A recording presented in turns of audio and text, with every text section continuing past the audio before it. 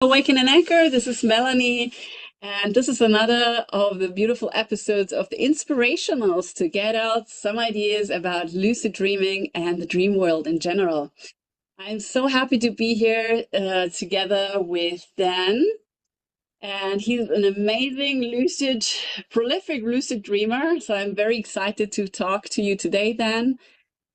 And yeah, so let's dive in, if it's okay for you, into the first question. What was it that first inspired you to get into the lucid dreaming practice? Yeah, what was it?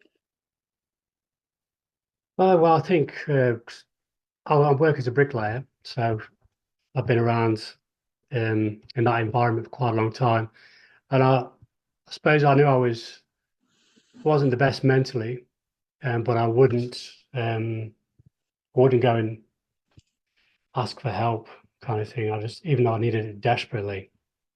So when I found lucid dreaming, it was a way for me to do it at my own pace, and I didn't have to tell anybody. I didn't have to talk about it. I just kind of dealt with it in my own way, and the more I did it, the more I got into it, and then the shadow work became my main focus, and I've not looked back since. Mm-hmm. Wow. Yeah, it's really, thanks for sharing that. And I can tell you, um, I feel very close to what you say.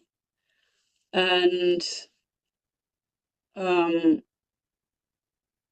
I think, at least for me, lucid dreaming gave me a lot of hope and confidence at the same time, and the feeling that I had direct access to a very deep part. So, yeah, so I feel you. I'm very into shadow work and integration in general. Absolutely. Um, There's so much to it, isn't there? yeah, There's so yeah. much to it. Like when I first started, it was just the fun stuff. It was flying. I just been able to fly like Superman, and the more I did it, the more control I got. Some dreams. Um, I started off just like leaping, and then lingering up there, and then coming down. And then the more I did it, I started flying, and the lucidity can vary for me, but sometimes just get that much lucidity. I'm literally like blasting through the air, and I can just stop on a dime and just kind of like look around. And then I told myself after a while to like pick something in the distance, and then I'd start flying there, and then I'd just go, and I'd be there in a second, like faster than anything. I don't know, but it wasn't teleportation. I'd still get there. I couldn't do it every time, but that's good fun to do. So I was kind of like building the experiences up at first, doing things like that. And I also had a thing where I used to like to fly, see a big body of water below, and just go straight in underneath, and then just experience being underwater. And the first thing you do, well, the first thing I did when I did that is hold my breath under the water because that's what you do in real life. Then I realised I didn't have to. Of course, it's a dream, and then you can breathe underwater, explore a bit. But then sometimes, I couldn't. When I come to the surface, I couldn't fly out, and But the more you do it, I have got out before, but it's yeah, it all varies. But great experiences, and that's where I started, and then I started to look into the shadow work. So that when I first started, I didn't realize how deep it was going to take me. But then with the shadow work, I saw when I was integrating shadows, the effect it had on my waking life was apparent. And the changes, the lasting changes for me, not every single one of them, but they would, when you have like a really deep integration, because again, they all vary depending on what your dream plan is. I would wake up different. And it does kind of like when you do have a big one, you can wake up and it just feels like you've had a massive upgrade in life and you're buzzing and you've got access to new things almost. So it's kind of still subtle, but you just feel very different. But then after time, that can kind of like settle back down, and when you're in the environment of your life and things start wearing you down a little bit, if you like, at work and whatever you, but it's always there. I always Yes. find I'm forever changed, and it's always there, and I always can draw upon it when I need to. Wow. And I think the most powerful thing for me is that it's you don't have to do anything. It's just done.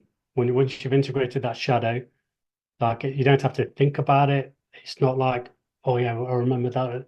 It just comes out. It's natural. It's something in your brain that's clicked, and Exactly. it's there when you need it. Yeah. Yeah. It's more, much more than, um, that's the thing. And then that's why I think also, obviously, I'm not speaking for everybody. I speak best as maybe I speak for myself.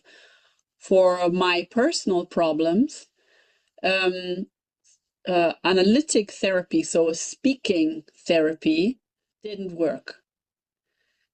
And what I want to say here is that what you're just describing is exactly this deep integration. When that happens, it's not on an intellectual level.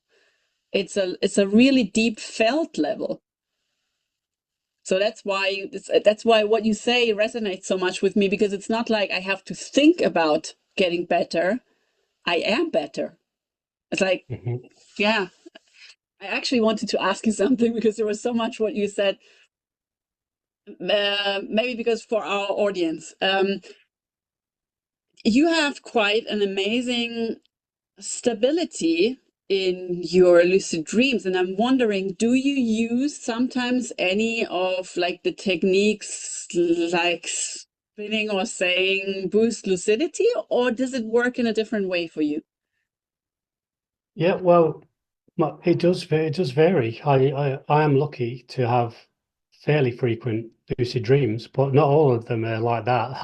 I'm telling you, like the cream of the crop here. But sometimes, um, a lot of the times, I'm blind in there. Well, my vision tends to like tunnel. I have all sorts of issues in there. Even when I've like that's happened before a big shadow integration. Sometimes I've gone totally blind, and then I do use them techniques. I'll say restore my vision. Sometimes I'll get it in one eye, and then I'll say, "Can I have my left eye, please?" Also, and I'm not being demanding because I'm definitely different in there. You know, I don't know. It's hard to describe. I'm a lot less reactive emotionally in there, and Mhm. so it's like there's still ego in there, but because you know your prefrontal cortex is activated, so it's still kind of you. But and anyway, yeah. So I'll ask for my vision back, and I do sometimes I feel the dream is fading, and I'm being pulled out of the dream, and then I do say stabilize lucidity. So yeah, I definitely use them things I have to as well, and my dreams are you know I think they can go for quite a long time, but mine are usually fairly short. They're just very eventful sometimes. That's all. I think like I've not really gone past 5 minutes of a lucid dream yet. But so much can happen in those five Oh yeah, minutes. Right? It's like, yeah. Well, would you be so kind maybe and share one lucid dream or a part of it that you feel is impactful? Oh, yeah. I could. I'll tell you one about. I was doing a dream plan around chakras, and I was healing my root chakra. So I can't remember exactly what my dream plan was, but it was something like a shadow connected to my root chakra come forward, or something like that would have been my sankalpa. But I was in a normal dream, and I was in the kitchen with my first girlfriend, my long term girlfriend, when I was young, and it was kind of like a mud hut, very basic kind of thing, and we were happy. And I think I was washing dishes, and she was just there, and it was a nice dream. We were close, was good. And then I think I got the rubbish and I was taking the rubbish out of the bag. And I remember looking down at my feet and it was like I was barefoot in the mud and it was quite muddy. And then I walked around out of the house and I looked up and it was just the view was unbelievable. It was mud huts like on like a tapered up and then all of this mountains and it was that I don't know, it I just got lucid. It was just like I can remember in the dream going and I just got it all and I got lucid. I'm like, this is a dream. Okay. And then I ended up, started walking. And usually, what I do when I do shadow work, the dreamer or my subconscious creates an arena for Huh? me, and it can change. It always changes. Um, I've had an arena at my mum's house where I used to live as a child, and it was just like I was boxed in the garden of fences, but it was clear, and then there was someone banging on the door to come in, and then I let them in, and then it was like coming at me, embrace them, and so that was a memorable one. But then this time there was I kind of like walked and I looked down and I saw this big, like a real big arena kind of thing, and there were cars driving around Uh-huh. all over the place doing like skids and things, and I Uh-huh. walked down and I remember looking. This dream's a little bit weird. I'll just lay it out. And I was looking at the cars, and one of them had a box of Carling in it. And this is kind of running theme because I used to drink. I don't drink anymore. Mhm. So they were Carling is a beer, but we drink over here. And and I and it like pulled over to let me in, and I went to open the door, and then it drove off as like a joke. So it wouldn't let me in. But then I got a tap on the shoulder, and I turned around, and it was me. Oh, wow. And they said, "Behind you, look behind you." And then these three Africans came up to me, like tribal Africans. I think there was an older man, and then a man in his 30s, and then a woman in their 30s. And I says, because I'd already shouted my Sankalpa before, sorry, I missed that bit. I had shouted my Sankalpa before I went down the stairs. And I said, are you my shadow? And they said, yes. So I embraced them. Um, and then and then I stopped, but then the elder male was still there. So whether I embraced, I did do the shadow integration completely. I'm not sure because sometimes you have to do it multiple times. But he was left, so maybe I did too. But he was smiling and he was happy. And then another lady come over, and I recognized her, but I didn't know who she was. And she's like, "Hey," and then I kind of walked with her, and she was talking to me. Can't remember what we said. And then I woke up. So Well, they're different every time, but there is usually an arena of, and when there's usually as well there, because my dreams are full of people a lot of the time. They're everywhere. Sometimes I can't get a moment's peace. Like I remember I wanted to meditate once, and I flew out. I'm like, right, there's too many people here, so I flew out into the middle of the bush, and then I like went down into the trees, and there was a clearing. And then before I sat down, looked over, and there's people fishing in the water. I'm like, can I just have some peace here, man? Um, But when I do a shadow integration, um, bang, the people are gone, and wow. then I'll just see the shadow, usually in the distance. Mhm. Um, but or sometimes they can come from behind. Sometimes Mhm. they can jump on you. And anything can happen in there. But Awesome. I'm never scared because it's almost like you know your abilities, not in an egotistical way, but now I've built up experience in there. I know what I can do. I know I can fly. I know you kind of are like Superman for me. I'm strong. I can move things. I can run fast. So, may I ask you, by the way, thank you for sharing this dream. This was very impactful for me. Um, I have one curiosity. It's a very personal one. Have you gone through solid objects in your lucid dreams? Yes, yeah, I do. I do like to do that. When I first started that, it wasn't. It took me a while to get through. Sometimes I just bounce off the wall. Sometimes I just kind of like go in a little bit and wake up or whatever. But I do like I like it. Nowadays, I usually if I get lucid when I'm in a house, which is quite common, I'll go to the nearest window and just kind of go through it. Sometimes like a deep sea diver, you know, I'll just sit on the sill and then just or whatever, however, Backwards as well. Oh, backwards. yeah, because I know I can fly, so I'll just go through, or some I'll just get through it. But walls for me, I suppose are a bit harder. I suppose psychologically, it's only a thin bit of glass you have to pass through by a wall, and Mm. because I'm in the building trade, I kind of know I've got my interpretation of what a wall looks like. So Yes. Oh, sometimes it's a bit of a struggle to get through. So I'll like push through, and because I don't just like go through them like X-Men or something. There's a bit of effort involved. uh-huh. So I'll go through, and I can see like the cross section. I can see Wow. the insulation and the back of the Yeah. bricks with the mortar hanging down, and then I'll go through. So You that's know, that's what it's like for me. yeah, you know all about the. I mean, I can imagine the thing is if you're so familiar with the structure of a wall, I mean, this is like, and it's actually quite. I mean, it's even more solid in your reality. So that's really cool. But may I ask, is there any feeling? What does it feel to go through a wall? Mm. There's definitely a feeling, but Mm. it's hard to describe. No one's ever asked me that before.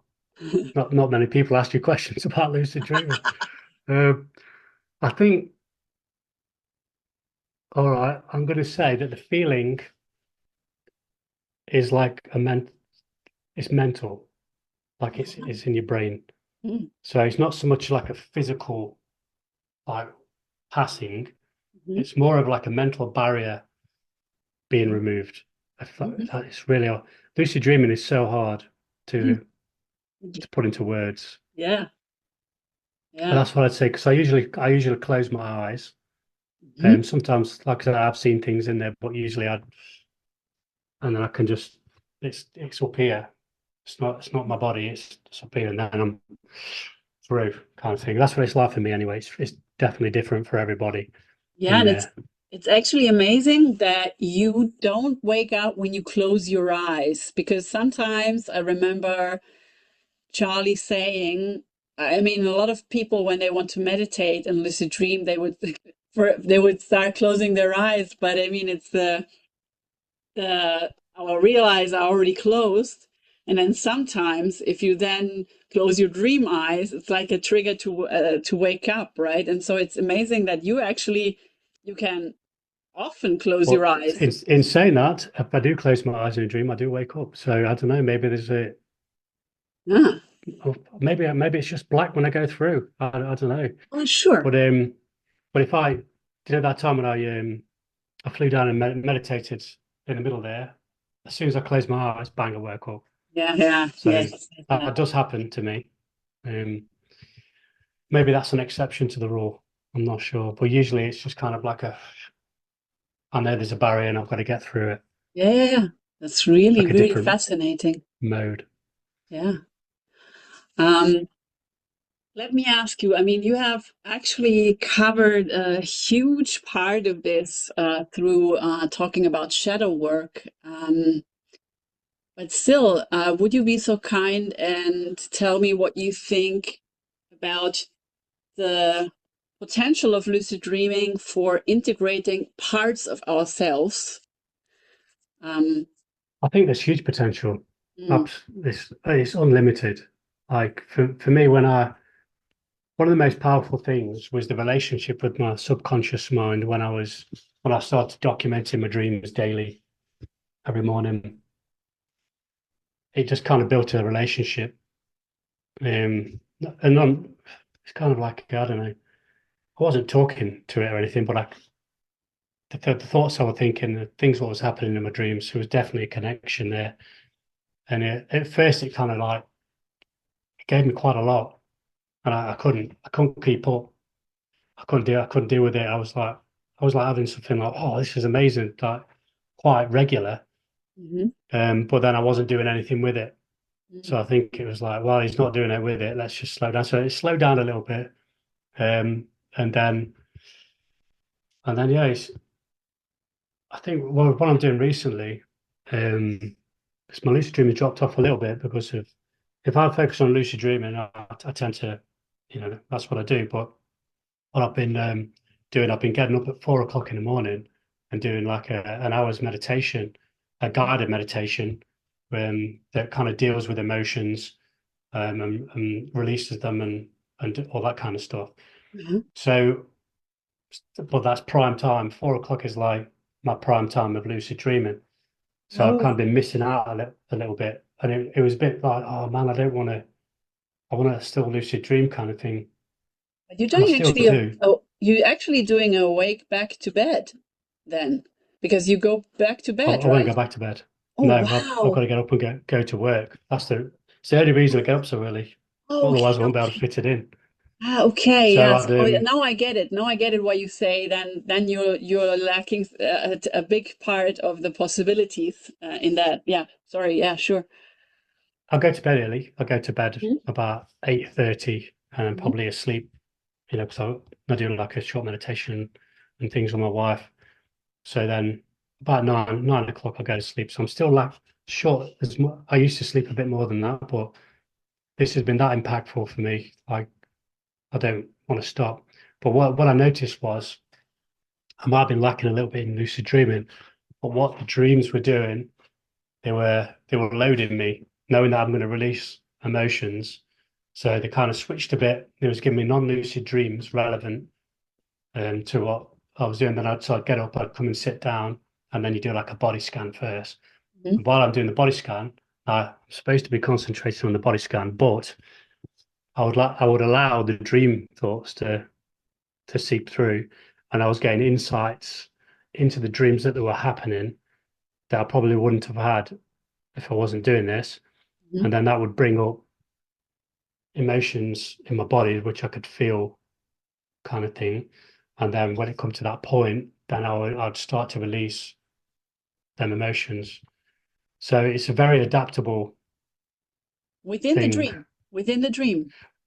No, this is my During the meditation. during the meditation. Yeah. Yeah. So the dream would set me up and give me Oh. something to think about, and then I'd during the meditation I'd start to kind of mull that over, and then I'd be like, oh, it's this is what that meant, and then the meditation's guided, and then when it come to the point Yeah.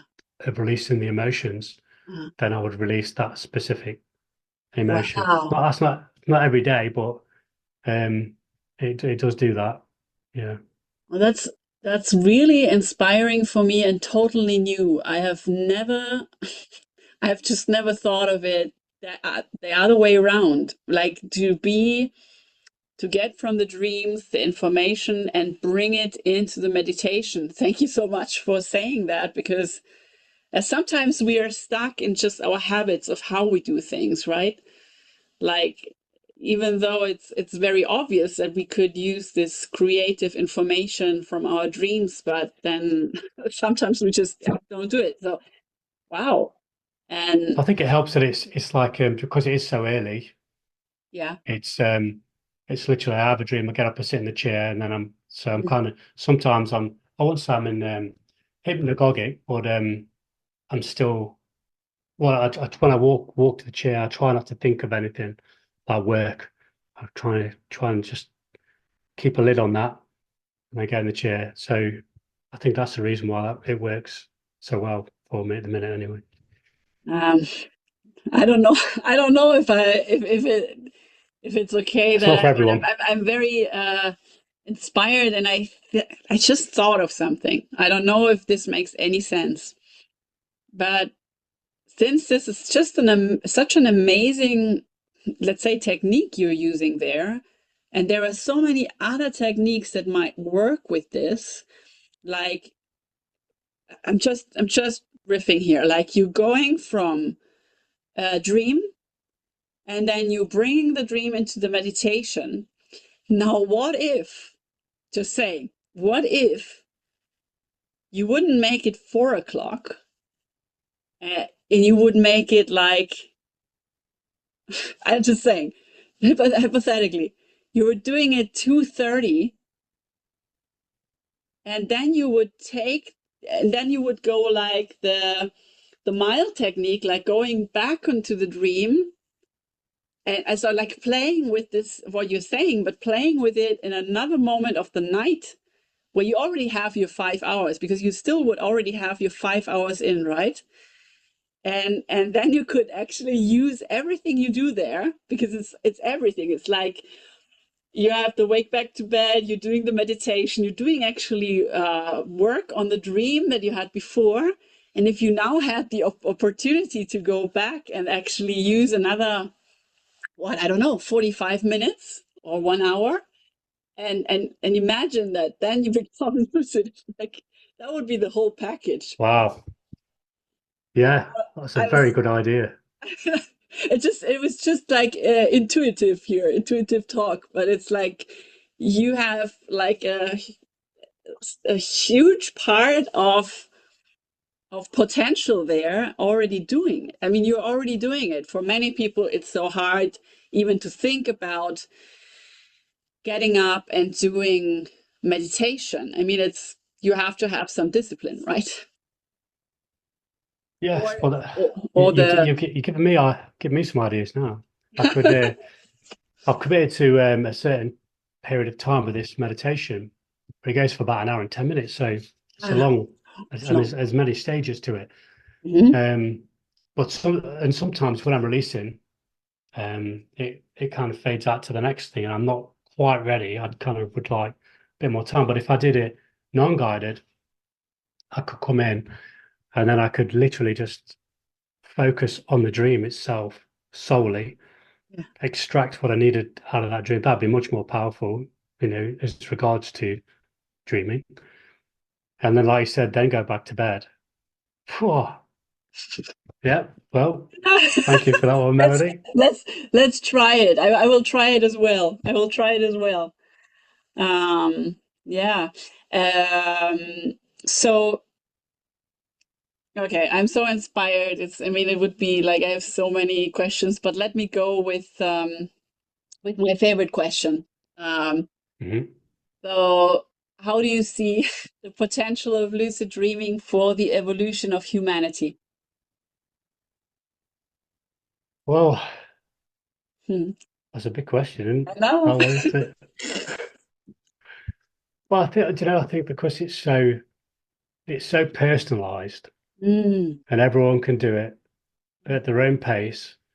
And once you learn it, and if you're into it, so if more people were doing it, um, I just think, I mean, it's just how far you can go with it as well. You can go so deep, and the fact that you never get anything that you're not ready for mm, is just, it's safe. So you're never going to get, it's never going to give you something that you're not. It's going to challenge you at times, but that's where the growth is. But it'll never give you something that will, you know, make you worse in effect, or very, I don't know. I've never had anything that, I never experienced anything like that. I'm not saying it's not going to give you nightmares, because sometimes you do have nightmares. mm, But how would it? What can you imagine if everyone was doing that work and healing themselves, and everyone was talking about it, and it was normal? I think the world would probably be a better place, mm. you know, for sure. Yeah, I don't know. Let's find out, shall we? Let's keep going Yeah, exactly, exactly. Um, and imagine teaching children how to do this mm, from young. I know that's like a not many people teach children, because that's a I've got children myself. I'm thinking on how my eldest is 7. Like how do I teach this safely to her? Um, like I said, it's safe anyway, but to a child, it's just a child's mind is different. It's not quite developed yet, so yeah, there's probably a bit more research I'd have to do on that. And the fact that I'm away from, I go to work early, I would need to be there every morning when she wakes up, I think, before I did Sure. it. Mhm. Well, thank you for mentioning this because it's one part of me that is um yeah, somehow hopeful. I don't have children, but I have been in touch with many children in my life, through relatives, and I have had two really beautiful experiences. One with a 5-year-old boy, and it was amazing, really amazing, talking to him about dreams.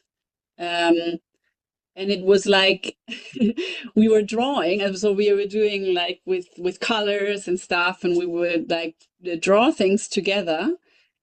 And he was drawing like the Superman, and we would talk about, and then I would ask him, um, do you have sometimes dreams that scare you?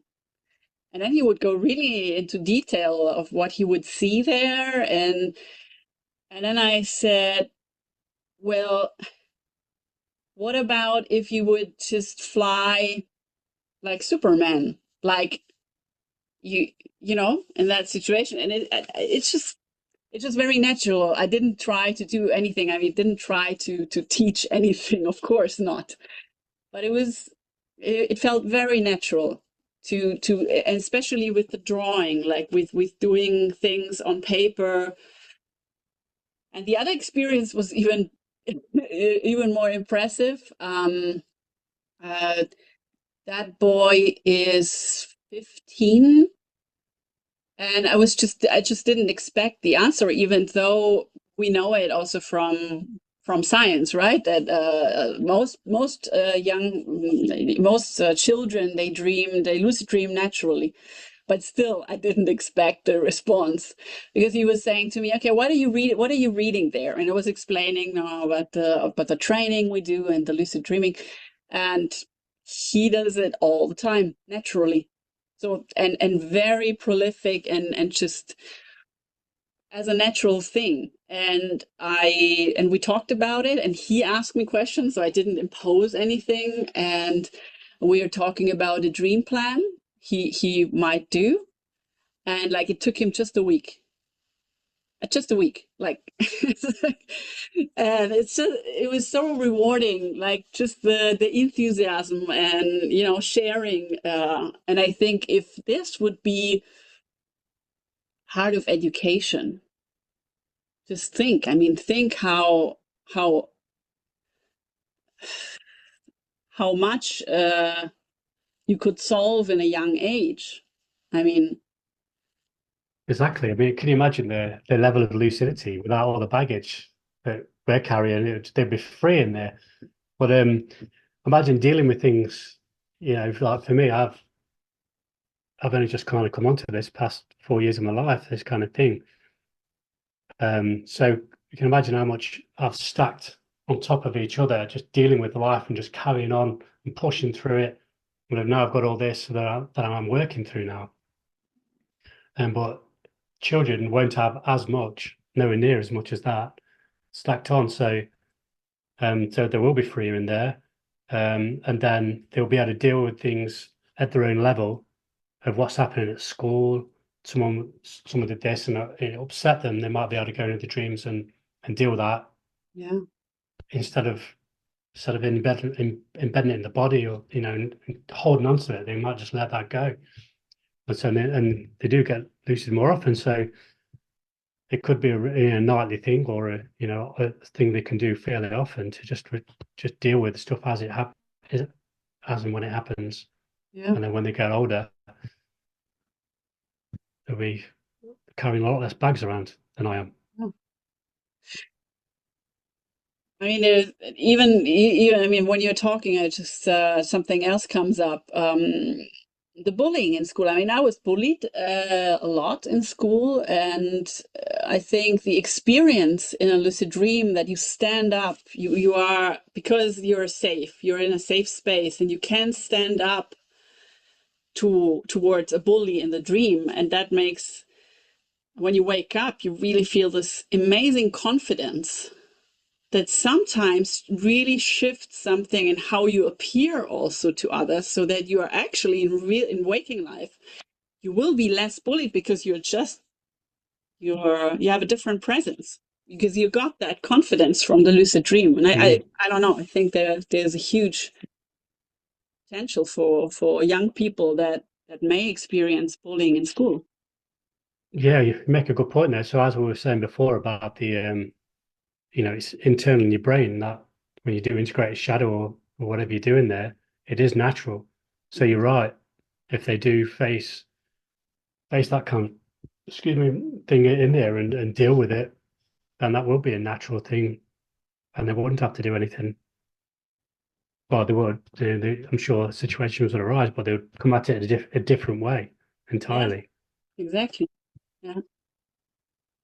Well, this is really inspiring, and I'm very sure that this will be for a big audience as well. And very excited maybe to talk to you again next Yeah, no year problem. to see Yeah, our both of our evolution. Yeah. for sure. I just want to say one more thing about lucid Yeah. dreaming, which Yes. is when it's hard to say favorite because there's a lot of good things in there, but you know what I really enjoy when I get a high level of lucidity is, and I'm not going blind or anything, my vision in there. I just love it. Yeah. The vision, because you're not looking through your eyes, is the colours are so vivid, and I've had some experiences with vision changing as well in a good way. Now this is a little hard to explain as well because I've not experienced anything like it. But yeah, I kind of I like to sometimes I like to look at things in great detail, and I started out I'd get really close to things, and the detail is absolutely amazing, like flowers and things like that.